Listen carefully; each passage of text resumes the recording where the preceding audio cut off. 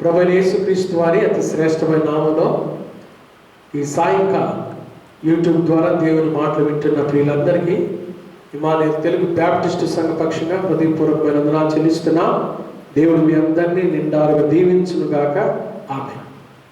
ఎలా ఉన్నారు? బాగున్నారా? మీకోసం నిరంతరం ప్రార్థిస్తున్నా. మీ లాక్డౌన్లో మరి మీ క్షేమం కూడా ప్రార్థన చేస్తున్నా. మీరు కూడా ప్రార్థన చేసుకుంటున్నారు. చాలా సంతోషము. దేవుడు మనకు త్వరలోనే ఈ మందిరాలు తెరిచి దైవ సన్నిధిలో మనందరం ప్రభుని ముఖాముఖిగా చూస్తూ ఆరాధించే భాగ్యాన్ని ప్రభు దయచేయనట్లుగా పట్టు విడవగా ప్రార్థన చేయండి. దేవుడు మీ అందరిని ఆశీర్వదించుగాక. ఆమేన్. ప్రార్థన చేసుకొని కార్యక్రమాన్ని ప్రారంభించుకుందాం. పరిశుద్ధమైన మా తండ్రి, దయగల దేవ, ప్రేమ స్వరూపి, మీకు స్తోత్రాలయ్యా. ఈ లాక్డౌన్ సమయంలో మీ మాటలు వినుటకు మీరు మాకు ఇచ్చిన ఈ శ్రేష్టమైన సమయాన్ని బట్టి స్తోత్రాలు. ఆసక్తితో టీవీ కార్యక్రమం దగ్గర కూర్చున్న బిడ్డలందరినీ దీవించండి.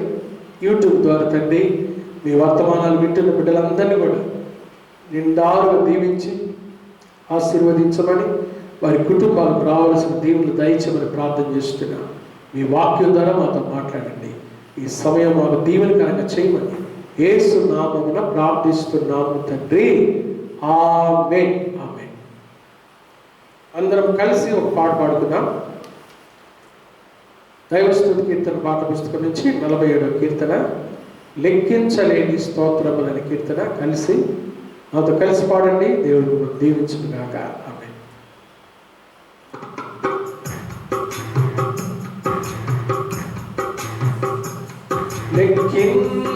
లెక్కించలేని స్తోత్రము దేవా, ఎల్లప్పుడు నీ పాడెదను. లెక్కించలేని స్తోత్రము దేవా, ఎల్లప్పుడు నీ పాడెదను. ఇంతవరకు నా బ్రతుకులో, ఇంతవరకు నా బ్రతుకులో నీవు చేసిన మేలకై లెక్కించలేని స్తోత్రము దేవా, ఎల్లప్పుడు నీ పాడెదను. ఆకాశము దాని క్రిందున్న ఆకాశము, ఆకాశము దాని క్రిందున్న ఆకాశము,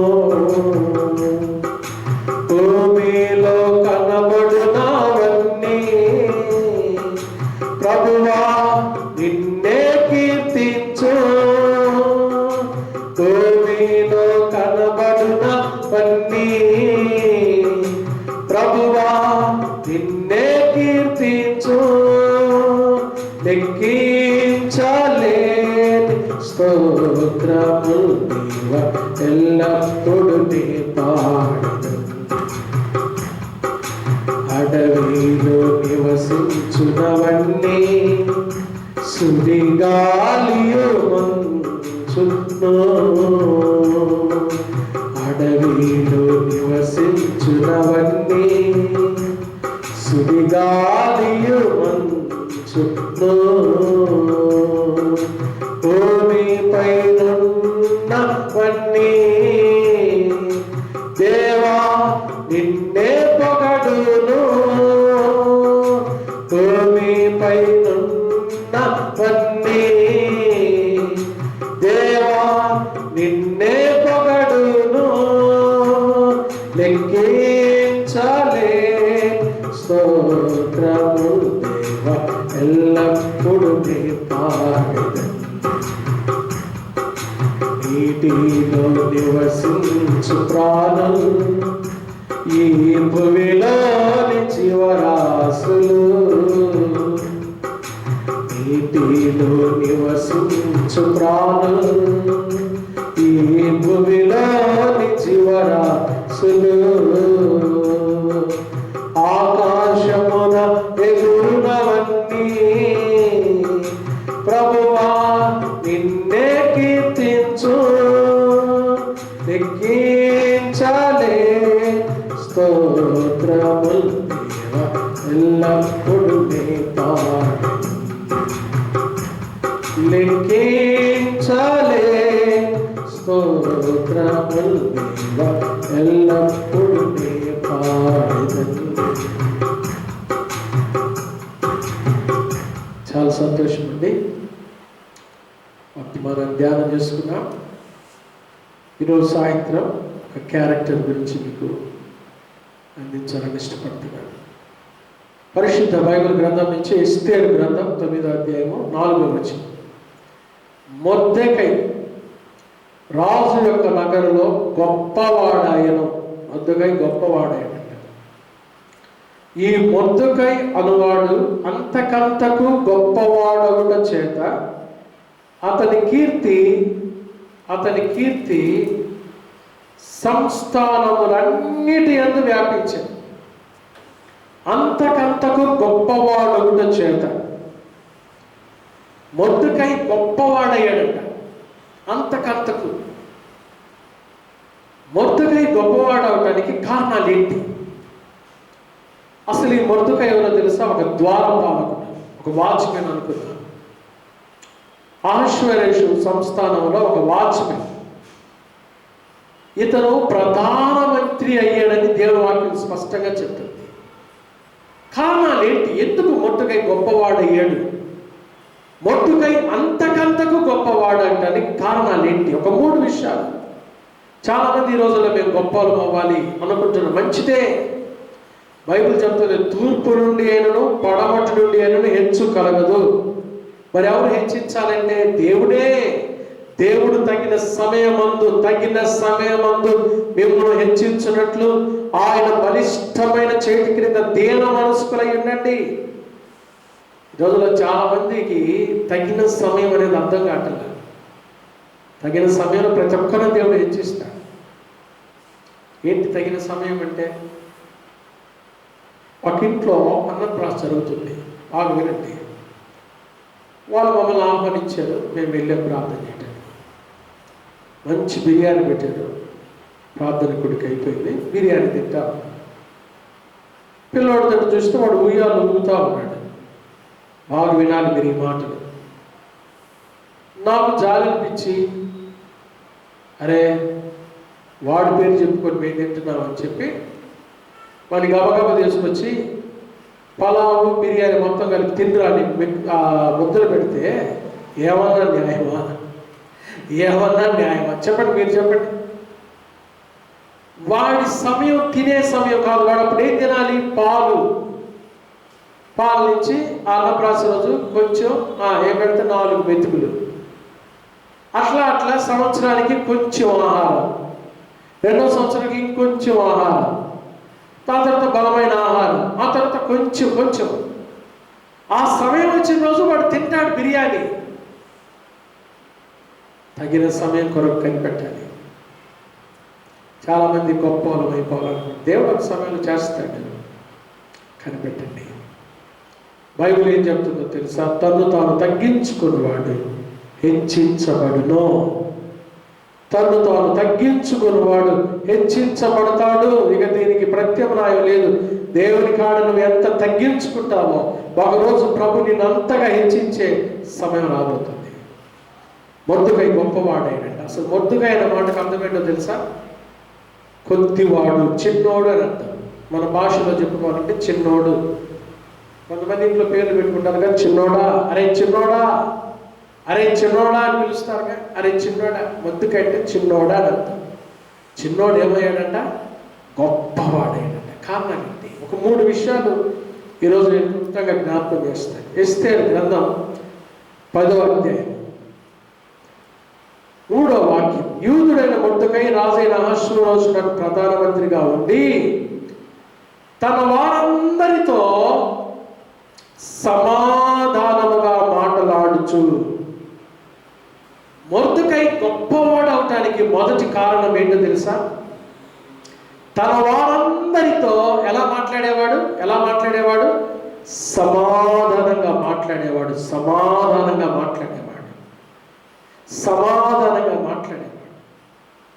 దేవుడి సాయంత్రం ఈ మాటలు వింటున్న నా ప్రియమైన దేవుని బిడ్డలారా, దేవుడు మిమ్మల్ని గొప్ప చేయాలి, ఆశీర్వదించాలంటే మీ ఇంటి వారితో సమాధానంగా మాట్లాడుతున్నారా? కట్టుకుని నీ భార్యతో సమాధానంగా మాట్లాడుతున్నావా? నీ భర్తతో సమాధానంగా మాట్లాడుతున్నావా? మీ పిల్లలతో సమాధానంగా మాట్లాడుతున్నారా? ఈ ఇరుగు పొరుగు వారితో సమాధానంగా మాట్లాడుతున్నారా? మొర్దెకై గొప్పవాడవడానికి మొదటి కారణము తన వారందరితో ఆ మొర్దెకై ఎలా మాట్లాడేవాడు? సమాధానం. బైబిల్ ఏం చెప్తుందో చూడండి. హెబ్రీ పత్రిక 12వ అధ్యాయం. హెబ్రీ పత్రిక, అపోస్తలుడైన పౌలు హెబ్రీలకు రాసిన పత్రిక 12వ అధ్యాయం 14వ వచనం. అందరితో సమాధానమును పరిశుద్ధతయు కలిగి ఉండటం ఏం చేయండి? ప్రయత్నించండి. ఏం ప్రయత్నించాలి? గోల్డ్ మెడల్ సాధించడానికా? మంచిదే. ఏం ప్రయత్నించాలి? ఆయా పోటీలో పాల్గొనడానికా? మంచిదే. ఆ సెట్ ఈ సెట్ సక్సెస్ అవడానికే? మంచిదే. వాటితో పాటు దైవ లక్షణం అందరితో సమాధానమును పరిశుద్ధతయు కలిగి ఉండటం ఏం చేయండి? ప్రయత్నించండి. పరిశుద్ధత లేకుండా, సమాధానం లేకుండా ఎవడను ప్రభును చూడండి. సమాధానపరచు వారు ధన్యులు, వారు దేవుని కుమారులు అనబడుదురు. ఇంకా పౌలు అంటాడు రోమాపత్రిక 12వ అధ్యాయం 18వ వచనం. శక్యమైతే మీ చేతనైనంత మట్టుకు సమస్త మనుష్యులతో ఎలా ఉండండి? సమాధానంగా ఉండండి. ఎందుకు ఇంతంత గొడవలు పెట్టుకుంటున్నారు? ఎందుకు గొడవలు? ఎందుకు వివాదాలు? నీకు మంచిగా బ్రతకాలని లేదా? మంచిగా బ్రతకాలంటే పేతురు రాసిన మొదటి పత్రిక 3వ అధ్యాయము 10వ వచనం. పేతురు రాసిన మొదటి పత్రిక 3వ అధ్యాయం 10-11 వచనాలు. జీవమును ప్రేమించి మంచి దినమును చూడగోరువాడు చెడ్డదాన్ని పలకకుండా తన నాలుగును, కపటపు మాటలు చెప్పకుండా తన పెదవులను కాల్చుకోవలను. అతడు కీడు నుండి తొలగి మేలు చేయవలను. సమాధానమును వెదకి దాన్ని ఏం చేయాలి? వెంటాడాలి. మూల భాషను అనుసరించాలి. సమాధానాన్ని అనుసరించాలి. సమాధానం ఉంటున్నారా? చాలా మంది భర్తలు బయట అంతతో సమాధానం ఉండొస్తారు, కానీ ఇంట్లో భార్య దగ్గర చూడగానే ఏమైందో తెలియదు, కానీ కోపతాపాలు ఓర్చుకోలేరు, తట్టుకోలేరు, ఎట్లా పడితే అట్లా మాట్లాడేస్తారు. సమాధానం అందరితో సమాధానం. కాబట్టి దేవుని బిడ్డల మొర్దెకై చిన్నవాడే గొప్పోడు కావడానికి, అంతకంతకు అతని కీర్తి వ్యాపించడానికి కారణం తన వారందరితో ఎలా మాట్లాడేవాడు? సమాధానంగా మాట్లాడు. మృదువైన మాట కోపాన్ని చల్లారుస్తుంది.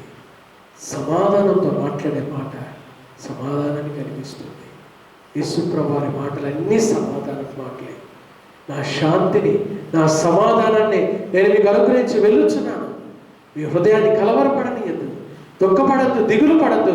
నేను మీకు తోడుగా ఉన్నాను, నేను మీకు సమాధానం ఇస్తున్నాను. అది నా సమాధానం. మొదటి విషయం. రెండవది, తన జనుల యొక్క క్షేమమును ఏం చేసేవాడు? విచారించేవాడు. ఏం విచారిస్తున్నాడు? ఇతరుల క్షేమాన్ని విచారించేవాడు. మొర్దెకై గొప్పవాడు అవటానికి రెండవ కారణము ఇతరుల క్షేమాన్ని, ఇతరుల యొక్క క్షేమాన్ని విచారించేవాడు. అయ్యా మీరు బాగున్నారా? కులాసానా? బాగున్నారా తల్లి? బాగున్నారమ్మా? బాగున్నారా నాయన? ఇతరుల క్షేమాన్ని విచారించే లక్షణం మొర్దెకైలో ఉంది. కొంతమంది ఉంటారు, ఇతరులు ఎవరైనా వృద్ధి చెందుతుంటే చూసి తట్టుకోలేరు.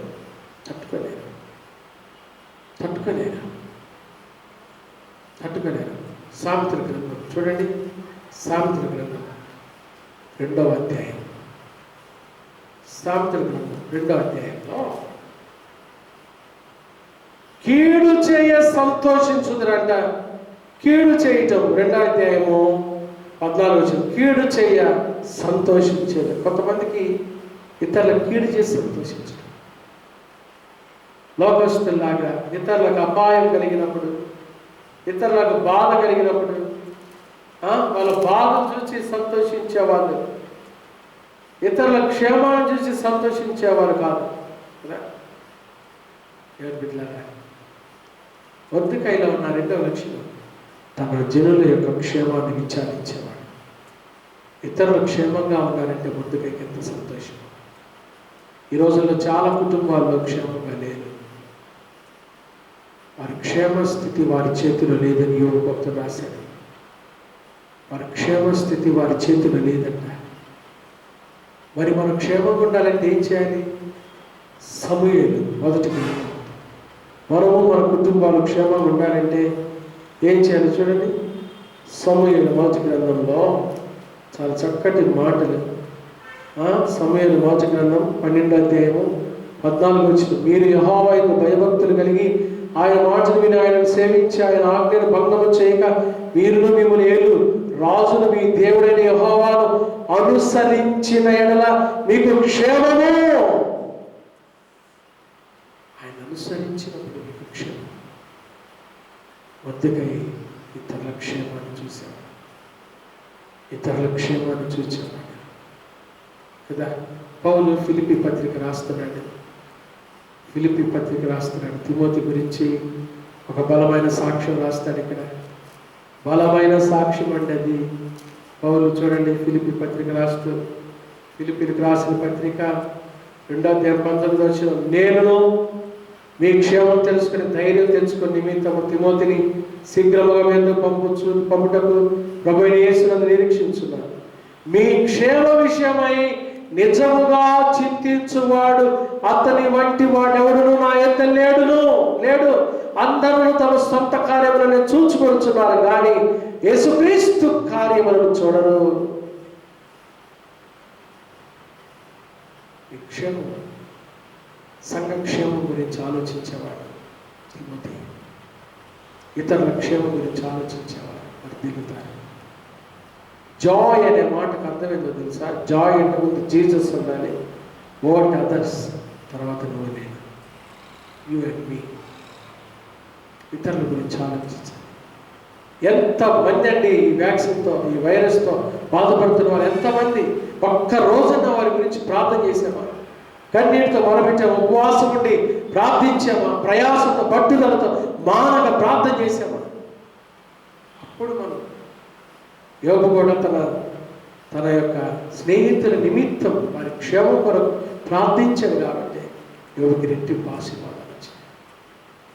కాబట్టి మొర్దెకై గొప్పవాడు అవడానికి రెండవ కారణం ఇతరుల క్షేమం, తోటివారి క్షేమం. ఈ రోజుల్లో తోటివారి గురించి ఆలోచించేవాళ్ళే. పేదల ఎగ్జిబిషన్ జరుగుతుందంట అమెరికా దేశంలో. అన్ని దేశాల నుంచి వచ్చిన పీతలన్నిటికీ పైన బాక్సులు పెట్టారంట. ఇండియా నుంచి తీసుకెళ్ళిన పీతలకి పైన మూత పెట్టలేదంట. ఎవరు అడిగారంట, అయ్యా ఈ పోతే కదా మూత పెట్టలేదు ఏంటి మీరంటే, మీరేం తొందరపడద్దండి, ఒకవేళ బయటికి రావడానికి ఒకటి ఏదైనా ప్రయత్నం చేసినా కింద రెండు దాన్ని కాలు పెట్టుకుని లాగి కింద పెడితే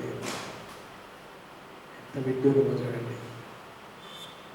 పీతలు నాటికి తయారయ్యమా. ఇతరులు ఎదుగుతుంటే చూడలేకపోతున్నా, మరి కొరకు ప్రార్థన చేయలేకపోతున్నాం. మొర్దెకై గొప్పవాడు ఏంటంటే రెండవ కారణం ఇతరుల క్షేమాన్ని చూసేవాడు. ఆఖరి విషయం చెప్పి ముగిస్తా చూడండి. ఎస్తేరు గ్రంథం 10వ అధ్యాయము. తన జనుల యొక్క క్షేమమును విచారించువాడు, యూదులలో గొప్పవాడునై తన దేశస్థులలో చాలా మందికి ఎలా ఉన్నాడు? ఇష్టడుగా ఉన్నాడు. మొర్దెకై గొప్పవాడు అవడానికి మూడవ కారణం చాలా మందికి ఇష్టడు. చాలా మందికి ఇష్టడుగా ఉండాలంటే ముందు దేవునికి ఇష్టడుగా ఉండాలి. ఒకటి ప్రవర్తన యెహోవాకు ప్రీతికరమైనప్పుడు ఆయన వారి శత్రువులను కూడా మిత్రులుగా మారుస్తాడు. నువ్వు దేవుని దృష్టికి ఇష్టడుగా ఉంటే నిన్ను అనేక మంది ఇష్టపడతారు. నువ్వు దేవుని దృష్టికి ఇష్టమైన వ్యక్తిగా ఉంటే, దావీదు అంటే ఇష్టమైన వాడు, దేవునికి ప్రియుడు, ప్రియమైన వాడు. కాబట్టి దావీదు ఇశ్రాయేలులకు దీపమయ్యాడు. ఇశ్రాయేలీయులకు దీపమయ్యాడు దావీదు. నా ప్రియమైన దేవుని బిడ్డలారా, మనుషులు చాలా మంది నేను ఇష్టపడాలంటే నా ముందు దేవునికి ఇష్టడుగా ఉండాలి, దేవునికి ఇష్టడుగా బ్రతకాలి. అందుకై దేవునికి ఇష్టడు కాబట్టే ప్రజలందరికీ కూడా ఇష్టడు కావాలి.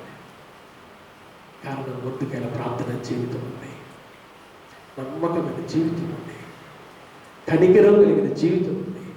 ఒక అనాథని చేరదీశారు కదా, ఇస్తేరును పెద్ద చేసిన ముందుకయ్యే, ఇస్తేరును గైడ్ చేసిన ముందుకయ్యే. కనికరం, నమ్మకంతో ప్రార్థనా జీవితం ఉంది కాబట్టి ముందుకయ్యంటే అందరు ఇష్టపడేవాళ్ళు. ముందుకయ్యంటే దేవునికి ఇష్టడు కాబట్టి మనుషులందరికీ ఇష్టడు కావాలి. ఈ సాయంకాలం నీకు కూడా ఆశ ఉంది, నన్ను అందరూ ఇష్టపడాలి. ఎప్పుడు ఇష్టపడతారంటే నువ్వు ముందు దేవునికి ఇష్టడుగా ఉన్నప్పుడు, నువ్వు ముందు దేవునికి ఇష్టడుగా ఉన్నప్పుడు, అప్పుడు నువ్వు అందరికి ఇష్టడుగా ఉంటావు. మనం దేవునికి ఇష్టలుగా ఉన్నామా లేదా ప్రశ్నించుకోవాలి. పౌలు అంటాడు, దేహమందున్నను దేహాన్ని విడిచినను నేను ఆయనకి ఇష్టడుగా ఉండాలి, నేను ఆయనకి ఇష్టమైన పనులు చేయాలి, నేను ఆయన సంతోషపరచాలి. ఇది పౌలు గురి. నీ గురేంటి? నీ గురేంటి? దేవునికి ఇష్టడుగా ఉన్నావా? దేవునికి ఇష్టడుగా ఉన్నవాడు మనుషులందరికీ ఇష్టడుగా ఉంటాడు. దేవునికి ఇష్టడుగా ఉన్నవాడు అంతకంత గొప్పవాడికి దేవుడు ఆశీర్వదిస్తాడు. కాబట్టి ముందుగా ఇలాగా ఈ సాయంకాలం దేవుడు మనల్ని, ఈ వాక్యమును మన కుటుంబాలను నిండారుగా ఆశీర్వదించుగాక. ఆమె ప్రార్థన చేసుకున్నామండి. పరిశుద్ధుడైన మా తండ్రి, దయగల దేవ, ప్రేమ స్వరూపినికి స్తోత్రాలయ్యా. ఈ లాక్డౌన్ పీరియడ్లో తండ్రి, ఈ సాయంకాలం ఈ మాటలు అందించటకు మీరు మాకు ఇచ్చిన గొప్ప సమయాన్ని బట్టి స్తోత్రాలు. విన్న ప్రతి మాట మా హృదయంలో ఫలింపచేయండి, ప్రతి కుటుంబాన్ని ఆశీర్వదించండి. మొద్దుగా చిన్నవాడే కానీ అంతకంత గొప్పవాడయ్యాడు. ఎవరైతే మీ దృష్టిలో తగ్గించుకుంటారో వారిని మీరు గొప్ప చేసే దేవుడు. ఆ రీతిగా ఈ వాక్యం విన్న ప్రతి బిడ్డలు కూడా మీరు ఆశీర్వదించండి. మేమందరితో సమాధానంగా ఇతరుల క్షేమాల గురించి విచారించే వారంగా, అంత మాత్రమే కాదు మీ దృష్టికి ఇష్టలుగా బ్రతుకుటం, ఆయన దృష్టికి భూమి మీద ఉన్నవారు, ఆయన దృష్టికి ఇష్టమైన వారికి భూమి మీద సమాధానం అని మీ వాక్యం చెప్తుంది.